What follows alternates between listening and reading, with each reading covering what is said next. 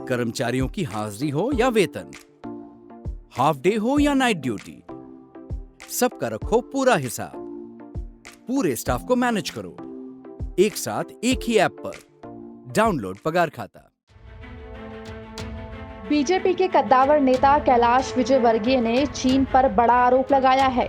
कैलाश विजयवर्गीय की माने तो चीन के प्रधानमंत्री नरेंद्र मोदी को पसंद नहीं करते हैं। उन्होंने एक रिपोर्ट का हवाला देते हुए कहा कि चीन ने पहले ट्रंप को चुनाव हरवाने में मदद कर हटाया, दूसरी खुन्नस उन्हें प्रधानमंत्री नरेंद्र मोदी से है। इसके साथ ही उन्होंने ये भी कहा कि कोरोना मानव निर्मित वायरस है। सारी दुनिया में बहस हो रही है क्योंकि चाइना से मोदी जी ने जिस तरीके का व्यवहार किया, सीमा पे जिस तरीके से उनकी सेना को वापस लौटना पड़ा।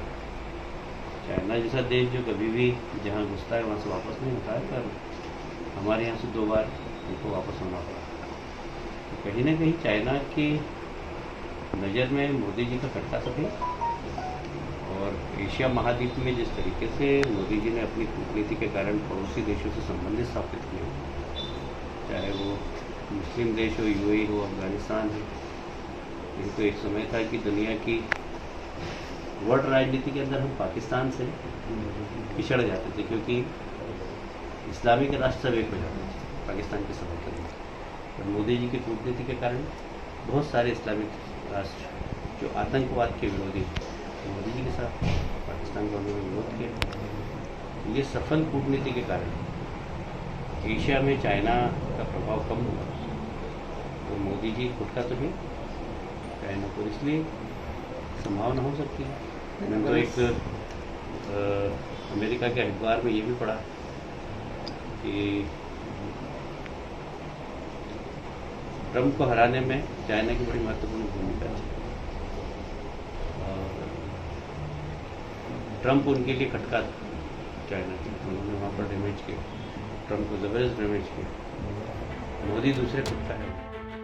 इधर इंदौर में कोरोना सख्ती को लेकर 20 मई को प्रशासन की तरफ से जारी आदेश के विरुद्ध किए गए ट्वीट पर कैलाश विजयवर्गीय ने कहा कि शहर के लोगों ने परेशानी बताई थी, जिसके बाद उन्होंने ट्वीट किया था। हालांकि उन्होंने सरकार के नए फैसले पर खुशी भी जताई है।